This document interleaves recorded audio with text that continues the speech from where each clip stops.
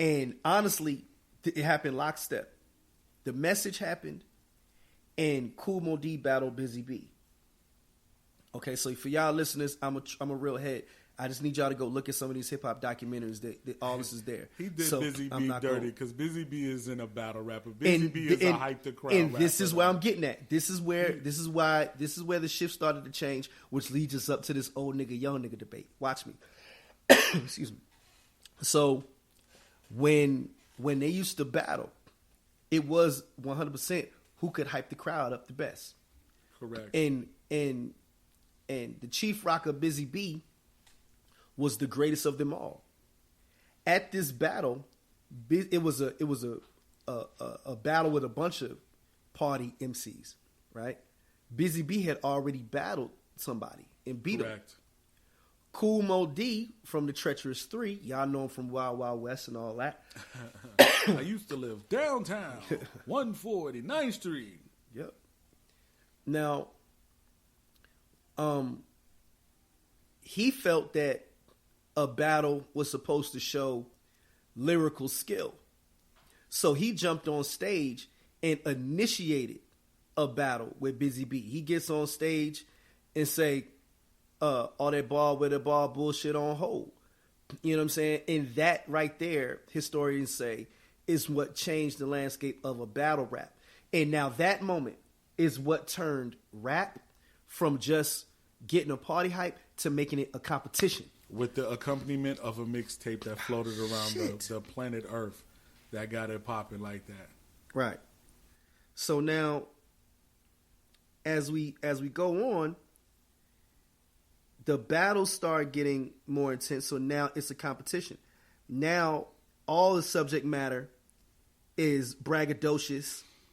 You're telling people about how fly you are, what car you got. You're bigging up yourself. You know what I'm saying? Or you bigging up your DJ by how your DJ is better than everybody else. You know what I'm saying? All these different things, right? As time goes on, people take different things that they've heard in the past. They adapt it, adjust it, they elevate it. So, I brought up Kool Moe Dee chopping off Busy B's head.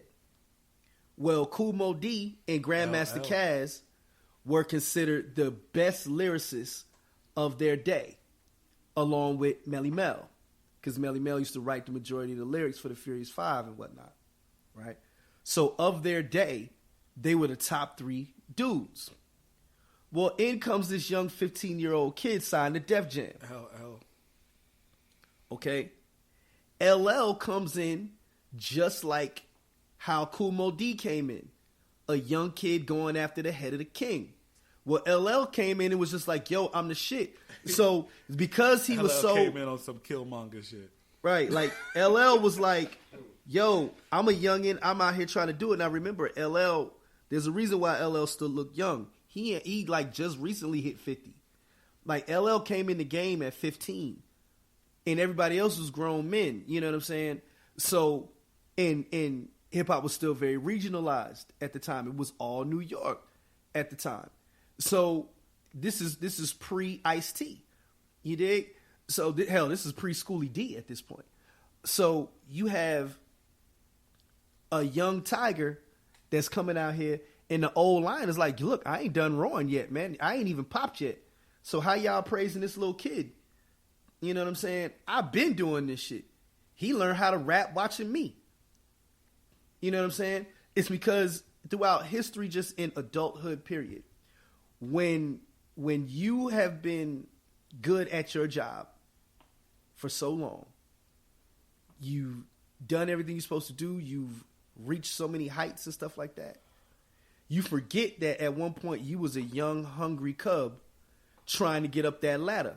So when you see the next person coming, and this is ironic because this is the Achilles heel for my people, when you see another young gunner coming, you want to cut his legs out from under him because you're so afraid that you'll lose what you got. We've been trained. So when anything turns competitive, we revert back to our old training. We were trained that we have to be the best in order for any type of recognition, validation, accolades, or whatever. So if you're the biggest buck on the plantation, you got to remain the biggest buck so that way Massa won't whoop your ass that much. So we were forced to be competitive with each other. So in every aspect of our lives, we are competitive. And hip hop, once Kool Moe Dee said put that ball with a ball bullshit on hold, it became real deal competition. So now throughout the years, you go from Kaz and Melly Mel and Mo D, then you get LL and Run and DMC and all of them, right? Then right after that comes KRS-One, Rakim, Big Daddy Kane, you know what I'm saying? EPMD and all them. You get all these cats they have elevated what was before. So you got cats like Melly Mel that was sitting in the cut. There's one of my favorite podcasts. Shout out to Questlove and Questlove Supreme, dope show.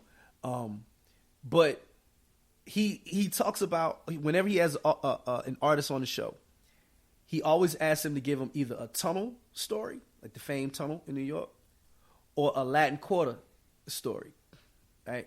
And almost every artist that was around during the Latin Quarter days talks about how Melly Mel used to sit on the side of the stage and boo and heckle every single artist that came on that stage because he just did not like anybody that wasn't doing it when he was doing it. And why is that? Because he was no longer in the cachet.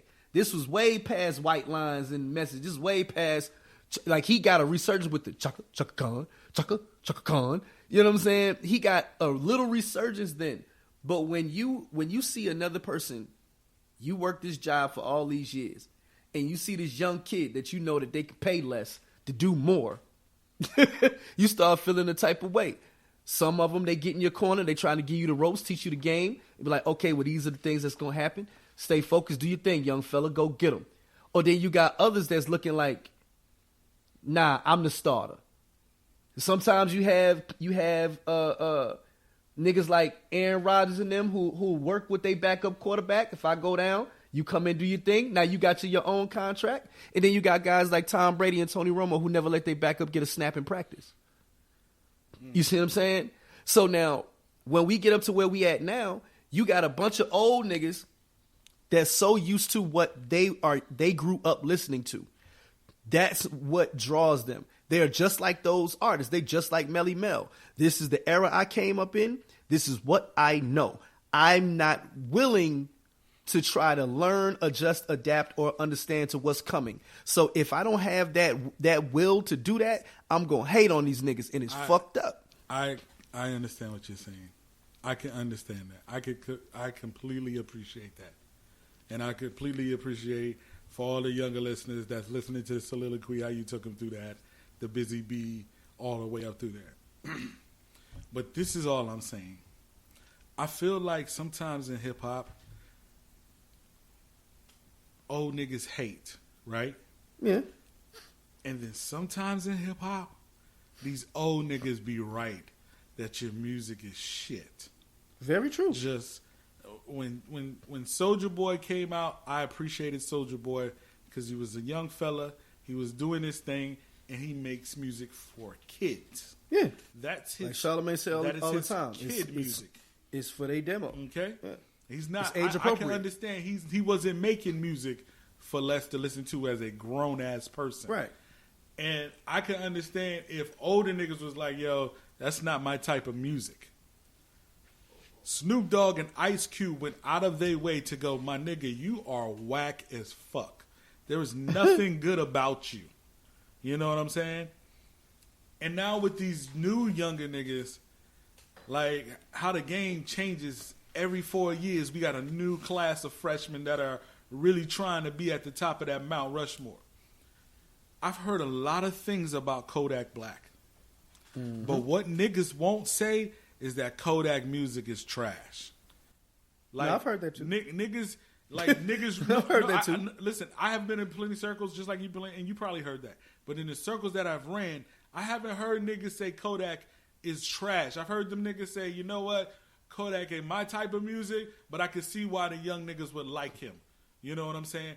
But this nigga here, it seems to be a consensus that the 69 nigga, not only do they think he's whack as fuck, they don't like you. They don't like how you look, how you portray anything. And I want to know, when Criss Cross came out with they shits all the way backwards, was it the same then, or was I oblivious? Or when Das Effect came out with the nothing style, did they go crazy on these niggas like they did? Or is it that you feel this nigga is the second coming of hip hop is dead? Because we went through that era too, when everything from 2003 to 2006 all the way up to 7 was trash music and niggas didn't like it. I just wants to know, what is the actual problem that you have with this nigga? Here's where it No, goes. hold on, listen. We taking niggas through the history, right? Mm-hmm. And it's an old versus new line type of deal. My thing is, if this nigga Tekashi is not your nigga like that, say, yo, I don't rock with this nigga. But there's so much disrespect between old niggas in hip-hop and new niggas in hip-hop that niggas like a Little Xan can get on an interview and say Tupac's music was a 2. Nigga, we've never heard of you. Okay? That's number one. Don't ever speak about a nigga that's been heard worldwide many times over. I just would like all the disrespect from each other to stop. Let these young niggas do what the fuck they doing because they making music for them.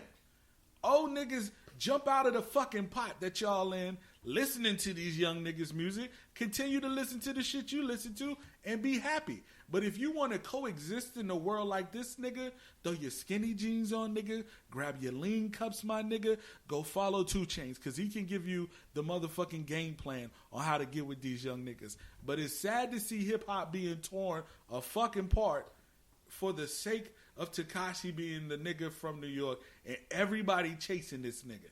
It's starting to make me sick. Like, let these little niggas be. Why are we not doing that? Why? When that nigga said, bum, stickily, bum, bum, niggas lost their minds. That's not hip-hop. How? Or when Nelly did the, it's heart and her shit. Niggas lost their minds. Why can't hip-hop reach people and they do different type of shit with it? Y'all don't be worried about the white dudes that come into hip-hop, take what they want, and be out. Snow, the Informer bullshit, this nigga Snow actually got jumped. You know what I'm saying? No, like, Snow got jumped. There's a reason why Snow only had one album. Them Jamaicans and the black folks got to do that. Yeah, these niggas really hate this nigga, man. Like, why don't hip-hop get back to a place where niggas is really trying to put out good product so everybody can feel it? Okay, let me stop you right there. Right there.